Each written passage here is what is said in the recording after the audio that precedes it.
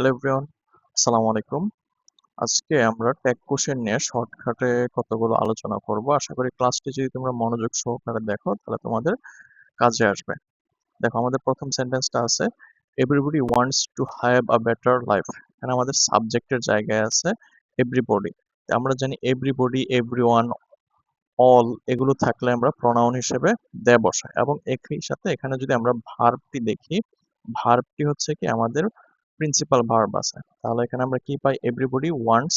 তাহলে এখানে আমরা কি লিখবো? ডোন্ট দে লিখবো, তাই না? Everybody everybody wants to have a better life, don't they. তার পরবর্তী সেন্টেন্সটা যদি আমরা দেখি, a better life seldom comes without hard work. Seldom শব্দটা এখানে নেগেটিভ অর্থ নিয়ে আসতেছে, আর এখানে আমাদের সাবজেক্টের জায়গায় আছে আ বেটার লাইফ। তাহলে আমরা আ বেটার লাইফের প্রোনাউন ইট বসাবো এবং সেলডম শব্দটা থাকার কারণে এখানে আমরা আর নেগেটিভ করব না। তাহলে এখানে আমরা কি বসাবো? Does it. তারপরে যদি দেখো লেট আস, লেট আস যখনই থাকবে তখনই আমরা সেখানে কি বসিয়ে দিব? শ্যাল উই বসিয়ে দেব, শ্যাল উই বসিয়ে দেব। তারপরেরটা যদি দেখো যে বাট, এরকম ইনভার্টেড কমার ভেতরে যদি কোনো ওয়ার্ড থাকে তাহলে সেটার প্রোনাউন আমরা ইট বসাবো। তাহলে এখানে বলেছে বাট ইজ এ কনজাংশন, এখানে বিভার্ব হিসেবে ইজ আছে, তাহলে আমরা কি লিখবো? ইজেন্ট ইট লিখবো। বুঝতে পারছো? তারপরে যদি আমরা দেখি যে I am not a dancer, আমি একজন ড্যান্সার না, এখানে সাবজেক্ট হিসেবে আছে আই এবং হচ্ছে কি বিভার্ব আছে। তাহলে সেই অনুযায়ী যদি আমরা চিন্তা করি তাহলে নেগেটিভ আছে, তাহলে সেন্টেন্সটা নেগেটিভ করব না। তাহলে এম আই। তারপরেরটা যদি আমরা দেখি হি লেট মি, এখানে সাবজেক্টটা আমরা দেখি, সাবজেক্টটা হচ্ছে কি হি, থার্ড পারসন সিঙ্গুলার নাম্বার, এবং এখানে যে ভার্বটা মোস্ট ইম্পর্টেন্ট আমাদের যে ওয়ার্ডটা, এই লেট ভার্বটার সাথে এস বা ইএস অতিরিক্ত যুক্ত হইতো যদি কি হইতো?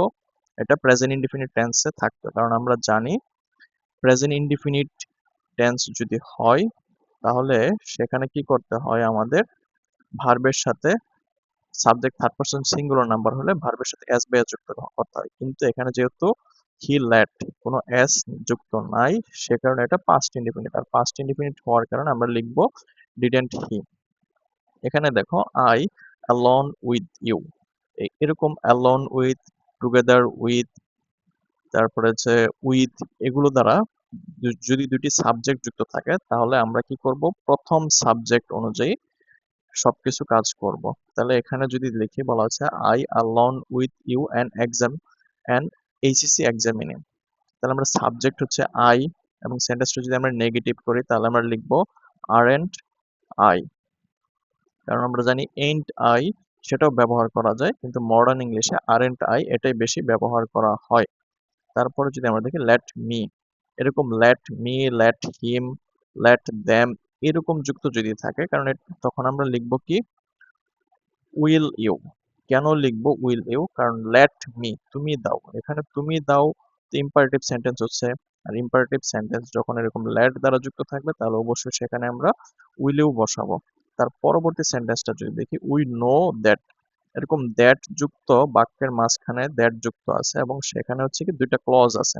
তাহলে আমরা কি করব? প্রথম যে ক্লজটা আছে অথবা প্রিন্সিপাল যে ক্লজ, প্রথম ক্লজ বলবো না, প্রিন্সিপাল ক্লজ অনুযায়ী আমরা সবকিছু করবো। এখানে উই নো আমরা জানি, তাহলে এটার ডু নো হচ্ছে কি প্রিন্সিপাল ভার্ব, তাহলে আমরা কি লিখবো? ডোন্ট উই লিখবো, কারণ আমাদের প্রিন্সিপাল ভার্ব অনুযায়ী ট্যাগ বসাতে হয়। তারপরে যদি দেখি দ্য টিচার সেস, এই অংশটা হচ্ছে দ্য টিচার সেস, এই অংশটা হচ্ছে প্রিন্সিপাল ক্লজ। তাহলে প্রিন্সিপাল ক্লজ অনুযায়ী যদি আমরা বসাই তাহলে আমরা কি লিখতে পারি? দ্য টিচার সেস। তাহলে আমরা লিখবো কি? ডাজেন্ট হি, এমনটা লিখবো। তারপরেরটা যদি আমরা দেখি what an outstanding quality it is, এরকম এক্সক্লেমেটরি সেন্টেন্স যদি থাকে তাহলে আমরা সবার শেষে দেখবো হচ্ছে কি এখানে সাবজেক্ট এবং ভার্ব থাকে সাধারণত। তাহলে আমরা এটা অনুযায়ী, এটা অ্যাফার্মেটিভ সেন্টেন্স আছে, তাহলে এটাকে আমরা নেগেটিভ করতে হবে। তাহলে কি লিখবো? ইজেন্ট ইট লিখবো। বুঝতে পারছো? তাহলে আমরা লিখলাম ইজেন্ট ইট। তারপরের সেন্টেন্সটা যদি দেখি, দা ইন্ডাস্ট্রিয়াস। ইন্ডাস্ট্রিয়াস হচ্ছে পরিশ্রমী। এরকম দা প্লাস অ্যাজেক্টিভ যুক্ত যদি থাকে তখন সেটা জাতিবাচক হয়ে যায়, আর জাতিবাচক হওয়ার কারণে আমরা সেখানে কি লিখবো? দ্য লিখবো। দা ইন্ডাস্ট্রিয়াস অর্থ হচ্ছে পরিশ্রমীরা।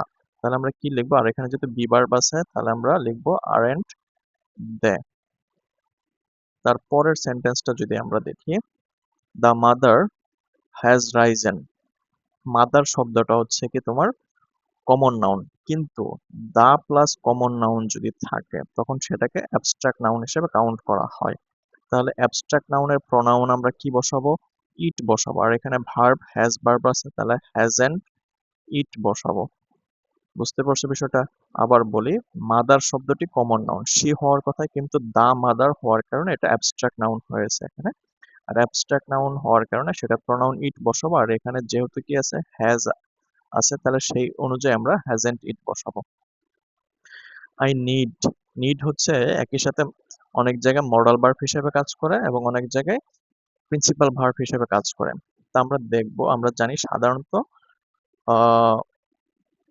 ইন্টারোগেটিভ এবং হচ্ছে কি নেগেটিভ বাক্যে নিড হচ্ছে মডাল ভার্ব হিসেবে কাজ করে। তাহলে এখানে যদি মডাল ভার্ব হিসেবে কাজ করে তাহলে আমরা কি লিখবো? কি অ্যাফার্মেটিভ রাখবো, এবং অ্যাফার্মেটিভ যদি রাখি তাহলে সেন্টেন্সটা হচ্ছে নিড আই। তারপরে যদি দেখি নাথিং ওয়াজ সেড। আমরা জানি থিং যুক্ত থাকলে সেটা প্রণয়ন আমরা ইট বসাবো, এবং নাথিং শব্দটা নেগেটিভ, যার কারণে আমরা কি বসাবো?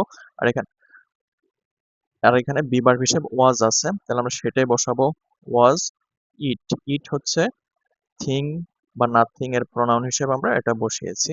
তারপর যদি দেখো don't disturb me.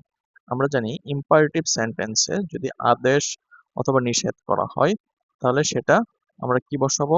Will you বসাবো। কারণ ইম্পারেটিভ সেন্টেন্সে তোমাকে বলা হচ্ছে ইউ কে সম্বোধন করে কোনো কিছু বলা হয়, যখন ইউ কে সম্বোধন করে বলা হচ্ছে তার মানে আমরা সে অনুযায়ী প্রোনাউন বসাবো এবং উইল ইউ বসাবো। Ought to. অট টু হচ্ছে কি আমাদের একটা মডাল, মানে অনেক অট টু শব্দটা মডাল হিসেবে কাজ করে, we ought to give him book. তাহলে এইখানে সাবজেক্ট হিসেবে আছে উই, এবং অট টু যদি আমরা লিখি তাহলে এটা মডাল হিসেবে যদি আমরা কাউন্ট করি তাহলে অট অট নট উই লিখবো আমরা। তারপরেরটা যদি দেখি, দেয়ার ইজ। হিয়ার এবং দেয়ার যদি বাক্যের শুরুতে থাকে তখন হচ্ছে কি সেটার ভার্ব হয় তার পরবর্তী যে সাবজেক্ট থাকে সেটা অনুযায়ী। তাহলে আর ট্যাগ কোশ্চেনে আমরা কি করব? হিয়ার এবং দেয়ার থাকলে সেটাই প্রোনাউন হিসেবে বসাবো। তাহলে এখানে আমরা লিখবো যে ইজ দেয়ার। কেন লিখবো ইজ দেয়ার? কারণ এখানে আমাদের বলা হয়েছে there is no school in our village. আমাদের গ্রামে কোনো স্কুল নেই। তাহলে দেয়ার সাবজেক্টের জায়গায় ছিল, তাহলে সেই অনুযায়ী আমরা দেয়ার বসিয়েছি, এবং ইজ ভার্ব ছিল সেটা আমরা এখানে বসিয়েছি, এবং সেন্টেন্সটা নেগেটিভ ছিল যার কারণে আমরা অ্যাফার্মেটিভ করছি। গুড মর্নিং, এখানে দেখো এরকম good morning, thank you, good evening এগুলো সাধারণত কে বলে থাকে? এখানে সাবজেক্ট হিসেবে আই থাকে, মানে আমি বলে থাকি। আমি যদি বলি গুড মর্নিং, তার মানে আমি তোমাকে বলতেছি গুড মর্নিং, অথবা গুড মর্নিং স্যার, আমি স্যারকে গুড মর্নিং বলতেছি, যার কারণে আমরা এখানে কি লিখবো? ডোন্ট আই লিখবো।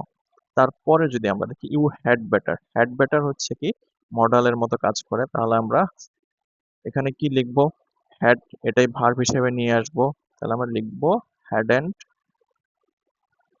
হ্যাডেন্ট ইউ, কারণ এখানে সাবজেক্ট হিসেবে কি আছে? ইউ আছে আমাদের বাক্যে।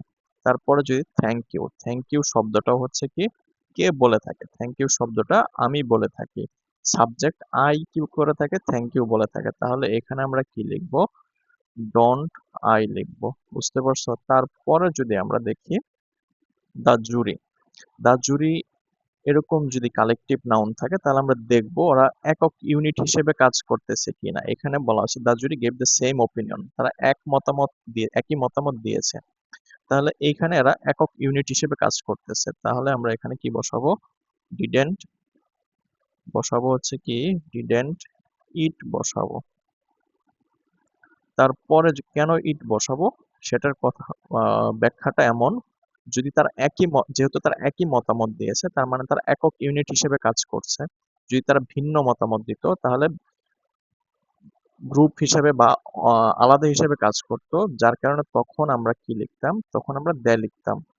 দে, দ্যাট, এরকম বাক্যের শুরুতে, অ্যাসার্টিভ সেন্টেন্সে বাক্যের শুরুতে যদি কি থাকে, তোমার দ্যাট থাকে অথবা হোয়াট থাকে, তাহলে এর পরে যে ক্লজটা থাকে, এই ক্লজটাকে কি করব আমরা, বাদ দিয়ে দেব মনে মনে। তাহলে আমাদের থাকতেছে কি, দ্যাট ওয়াজ প্রুভড। তাহলে দ্যাট এর প্রোনাউন আমরা বসাবো কি, ইট, এবং এখানে আমাদের ভার্বটা কি আছে, ওয়াজ আছে। তাহলে এই এই অনুযায়ী যদি আমরা বসাই, তাহলে কি লিখবো আমরা, ওয়াজেন্ট ইট লিখবো।